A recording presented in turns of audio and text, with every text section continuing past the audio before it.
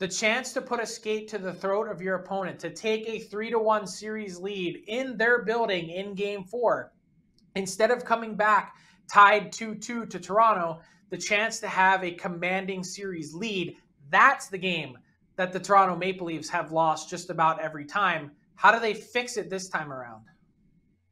Well, I think you're right about that in terms of this game, because there has been a choke point for the Maple Leafs in these first round series. Time and time again, when they've had that opportunity to take a commanding lead, it doesn't happen.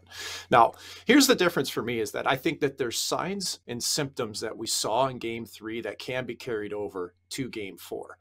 And like you say, like the Leafs weren't the better team in game 3. Okay. I don't think the Lightning were manipulating the refs like Sheldon Keefe has said. I agree with John Cooper in some of his comments saying we wouldn't have lost our best players for a power play if we thought something else was going on. I do think, though, that the Maple Leafs did absolutely everything they could to make this team as resilient mentally as possible on the ice. And you look at the players that they brought in to do that. When you add a player like with a Ryan O'Reilly, with a Conn Smythe, and Noel Acciari, who plays hard, and you've got Shen on the back end and McCabe, like you've got these guys that can play in hard type of situations for me, not just physically, but mentally. And I think it's up that quotient.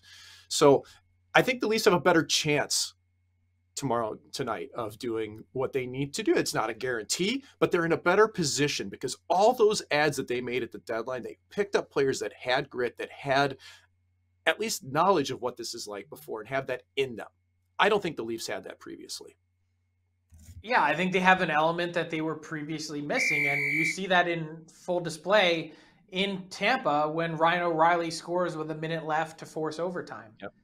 That's the killer that you've needed for this team. He's there. I don't think he can do it all by himself. He needs, someone else to step up alongside of. You've seen flashes of that from Mitch Marner in this series, who I think has been excellent.